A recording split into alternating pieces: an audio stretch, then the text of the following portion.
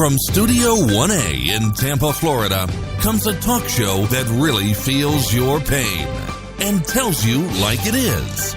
We love America and all that freedom-loving Americans want to protect. Live from coast to coast and on your radio, it's For the People with Keith Allen. We'll help you survive this thing called life. We're for the people. Whatever your source of stress or strife, for the people is there.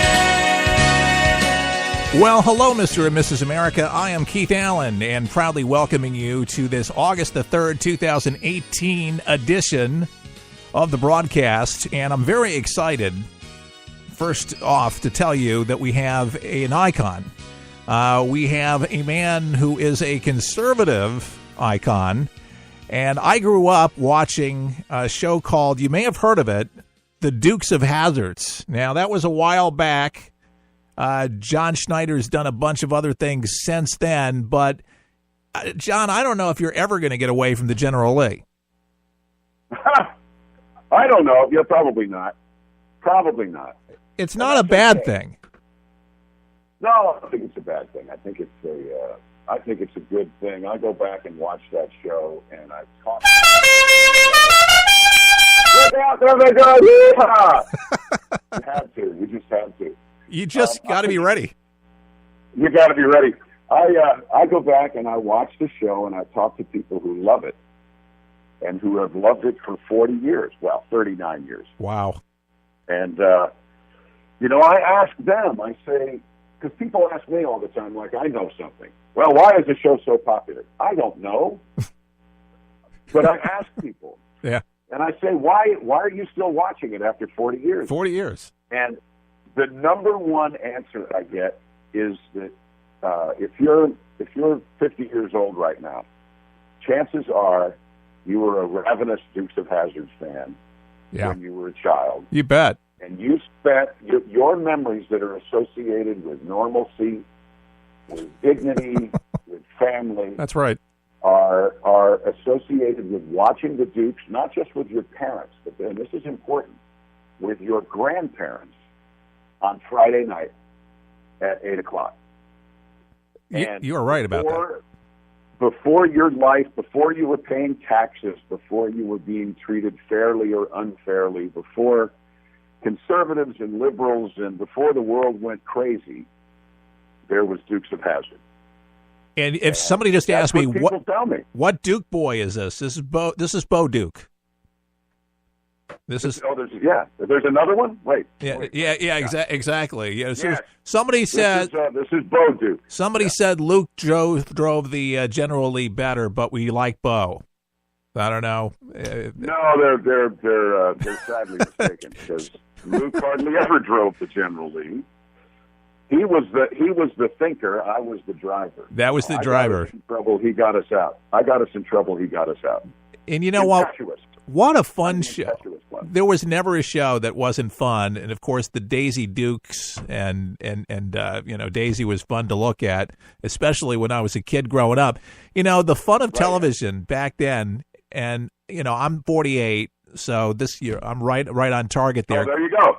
Close to that. So, yeah, the Dukes of Hazzard, how many channels did we have back then? 3, 4 stations? 3. That's it. We had 3 and something called UHF, and I was never quite sure what was on. You had PBS on there already. That Mr. Rogers. PBS, yeah. Yeah, Mr. Rogers was on there. So it was the Dukes of Hazzards. It was Mr. Rogers in Chips. Of course. Yeah, and the Hulk. Don't forget the Hulk. The Incredible. Of course. Show. Yeah, that was the Incredible Hulk was just incredible. All right, so and somehow that's not redundant. How is it being a conservative such as yourself? Were you always conservative, or is there a change, metamorphosis? Well, I'm not really sure. I'm not one to be put in a box, really, so I'm not really sure because I drink like a fish. I'm a Christian who doesn't go to. I don't go to church. I haven't been to church in a long time. I live with Johnny Cash. Oh wow! Who was held together by his belief in Jesus and his fear of disappointing June. That's right. So, I've always been, I would say that I've always been a member of the common sense party. I like that. And whatever common sense meant to me at the time, I absolutely. Yeah. You change. Sure. You change. Yeah, you do. You do. A lot of people. Trump changed. Donald Trump changed. He wasn't always the same. Absolutely. You have to change. People who refuse to change are I do a blog occasionally, and one of them is called "Be the Unexpected Perspective." So be that notion that say something to someone that you believe in that changes their mind about something. And here's the hard part. Have your ears and your soul open enough that you are able to hear something said to you that changes your mind about something. Yeah. Forever. Because if you're so set in your way, so I don't know what that makes me. I mean, I'm told I'm conservative. I'm conservative. Common sense, man, it's a rarity. That's what I say. I mean, I serve it up daily on the show, but it just seems in the times that we live in, the things that you think should make sense don't make a whole lot of sense. What I do like, and I got to tell you this right off the bat here, we love veterans here at For the People. I mean, absolutely. My God, these are folks who have many given their all. We work with an organization called TAPS, and what we do is we try to help families who have lost folks who have given the last full measure for our freedom that we take so for granted. And I try not to take my freedoms for granted, because somebody paid for them, and it wasn't me. So I applaud anyone who applauds the veterans, and I am just flabbergasted in this world where someone can say that taking a knee during the national anthem is not an insult to our veterans. How in the world can you not draw that comparison? I guess that makes me conservative. Yeah, I'm right there. You do that at my place. I live in Louisiana. No, you don't do it there. No. No, you don't do it here because we're all armed and proud to. That's right. Armed to the gilt. You just don't come around. And you might even see the General Lee come out of the barn, and barreling. So, it could happen. You get that whistle and Dixie. It's funny how things have changed, though. The flag, the Southern flag and Dixie and all these things. Right. And people are all bent out of shape. And yet it's part of our history. We don't have the best history, but it is our history nevertheless, and they want to remove it. They want to take it away. They want to take it out. Nobody has the best history, but I would argue that we actually do have the best history. We're a country that recognized the need for change, and we change. Yeah, we have. Other countries don't do that. No, they throw gays off the buildings. They don't like their flesh be seen. Right. They don't let women's voices be heard. I mean, gosh, what's there not to like about America? I have no idea, except that what seems to have happened in this age of social media, and social media is not the enemy, folks. No. Social media is a gift from God, so we can actively communicate and be part of a global public conversation. You just have to learn how to decipher. Yeah, well, yes, and you say something. Don't just. What's happened is people feel like the only way they can feel like they're part of that public conversation, the only way they can feel like they are relevant, is to be up in arms or for or against or about whatever they. It's always they. There's always a they out there. Oh yeah. Whatever we are supposed to be upset about for the next 15 minutes. It's not 15 minutes of fame anymore. It's 15 minutes of shame. That's 15 minutes of shame. But the problem is, like with the General Lee and the flag, I don't think anybody really cared about that, and I don't think anybody does right now. No. But for 15 minutes of shame, everybody had to, and now the Dukes of Hazzard is a victim of insane collateral damage. Yeah. I think so. You can't unring that bell. You can't say, okay, well, we're not upset about the flag anymore, because that means all of a sudden you're a racist. That's right. Yeah, it depends on. That's like the Duke boys. It depends on what bandwagon you decide to go with at the moment, and it just seems like people are so willing to get on that bandwagon and really don't have any information to go by other than the hype. Well, they don't understand, and you're making me think of this analogy. It's the bombardier. It's the guy that presses the button that lets the bomb out of the bottom of the plane that is not connected with where the bomb is going. Yeah. So when you become part of some ravenous feeding frenzy on Facebook or Twitter or Instagram or wherever it is that you are, that is potentially or absolutely damaging to someone else that you will never have physical contact with, then you're doing someone a disservice. But I don't think you realize it.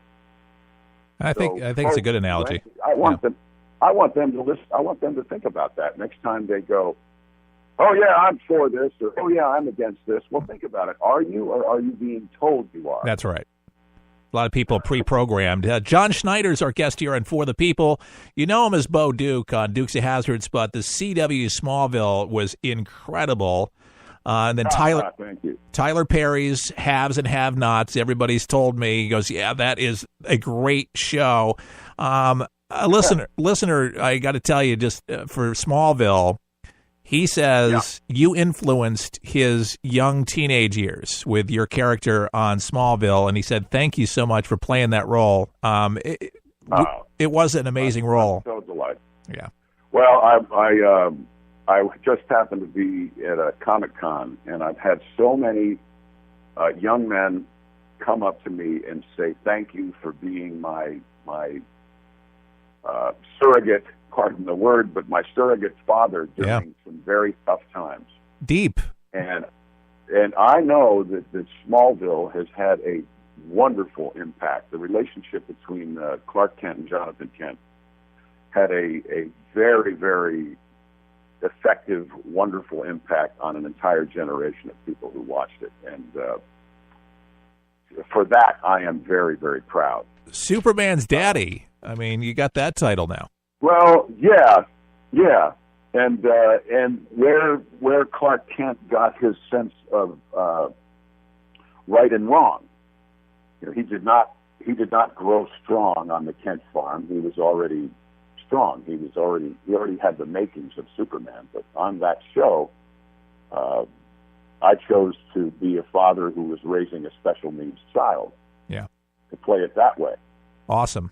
Good stuff. And it apparently affected an entire generation. It really did. And people talk about it just like they talk about the Dukes of Hazzards and on how they just could not wait to see another episode. And people watch this stuff religiously like it never is going to go out of style, and it just may not.